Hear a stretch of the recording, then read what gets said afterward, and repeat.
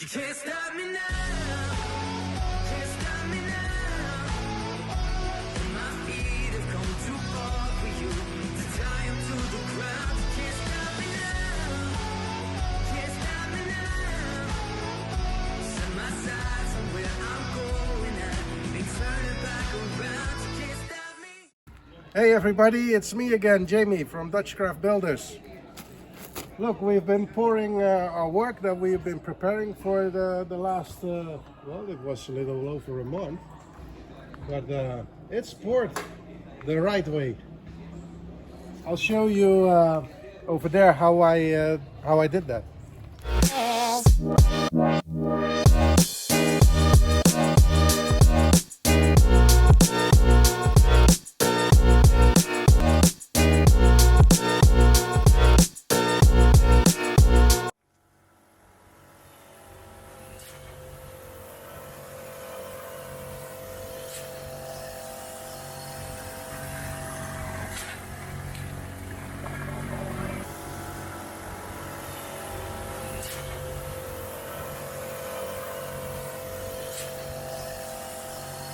When you're pouring a slab, like when you're pouring any kind of concrete. But I'll show you how we did that. I made a little setup here so you can get an idea of what we've been doing.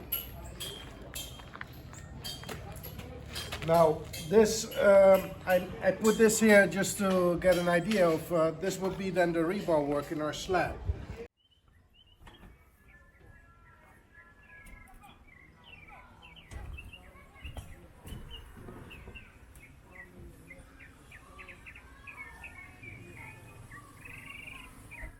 Because I like to show the importance that the concrete can flow nicely underneath. You see, I got here an example of the typical gravel that is in your concrete. Now it should not be of a greater size than 3/4 of an inch, but sometimes you do get chunks like this. And if this cannot flow freely underneath your rebar, it could get stuck. And that's not what you want. You want a free flow. So we raise our rebar to the right height. Now to do that, common practice is people would put these kind of stones underneath. But I don't really like them because, see, if you just step on it, or people go with wheelbarrows, it will crush because it's not hard enough. So that's why we use these stones. These are actually a byproduct of the gravel machine. So these you won't crush. Very important. Now put them underneath, make sure that it doesn't go around, and then concrete goes freely under it, then you get a good slab.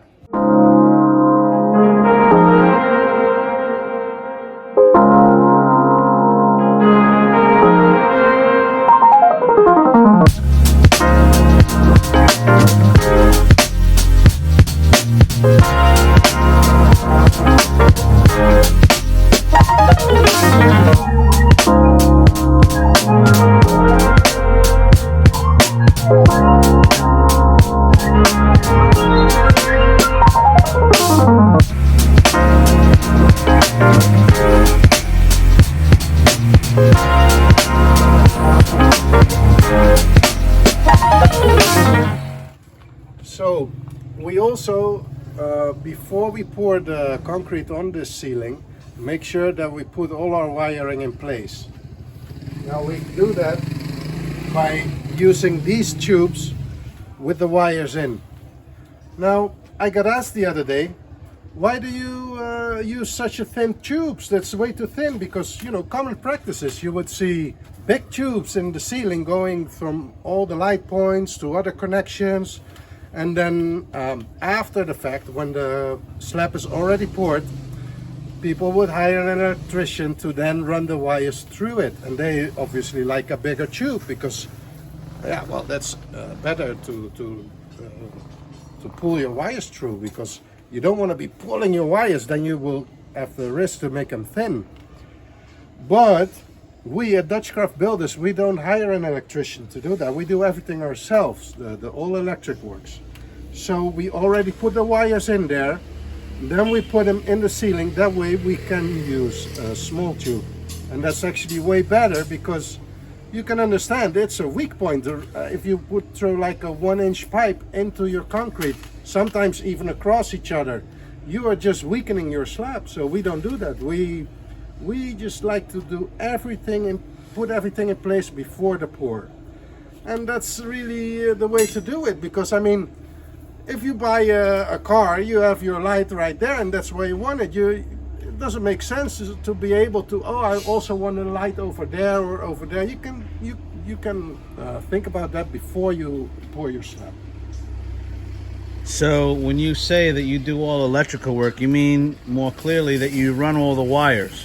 Exactly. Later you have an electrician come and finish off the job. Yes, so we do all the wiring. So we discuss with our client where he wants his electrical points.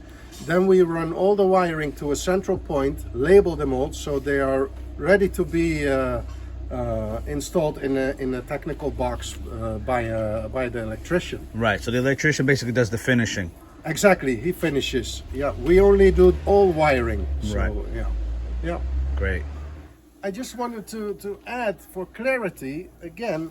I mean, common practice over here is you have a concrete structure made. Then when it's made, the electrician guys gets called in, and they are gonna run the wires.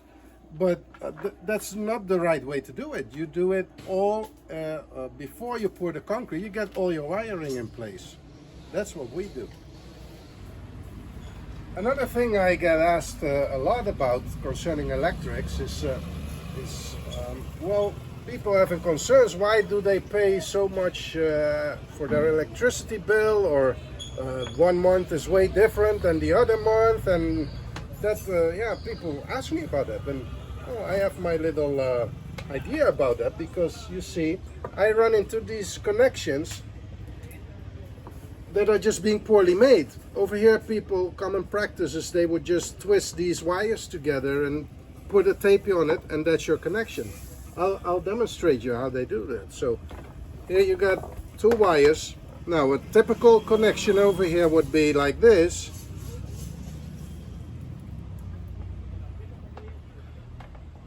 Now this is a bit loose, you see. If you're lucky, they would put some pliers on it and then twist it a little more like this. But as you can imagine, you get copper strands breaking already. Now then they would put, you see, this very sturdy wire. I like to use soft wire and make, well, I'm going to show you how I make my connection. But then they would do it like this. And here's your connection. This is the way, well, you can see it if you open any house over here in the electrical cupboard, and you see connections like this. Now this is not the way to go. I'll show you how we do that at Dutchcraft Builders.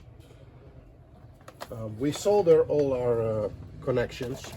So let me just take an example here. I also use soft braided wire, because then it's easier for my tin to go through it. So I connect these like so, and then let me see.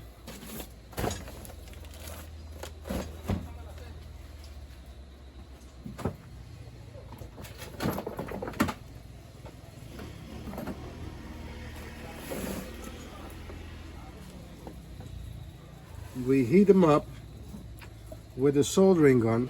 Now soldering is, it's not just putting a clump of tin on there. We got to make sure that the heat goes through the copper from the bottom up, and then our tin goes through it from the top down. So I'll just make a little connection here. Now you see, I touch the copper from the top, Now it comes flowing out on the bottom. And now you get a good connection that will last you a lifetime.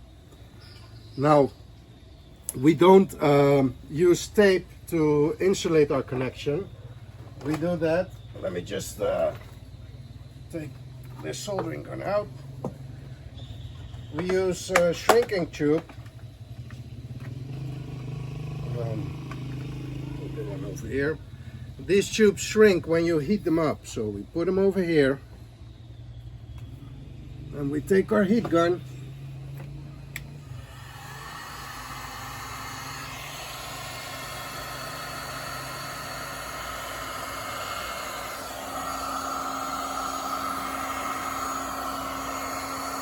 And we shrink that right on there. And now you got a good connection. Yeah. Okay, just to clarify again, poor connections, poor electrical connections like these, they result in all kind of issues. Amongst them, higher energy consumption than you would actually consume, because it's just because of poor connections, you lose energy. Yeah, make your connections good. Resistance, right? Yeah, yeah.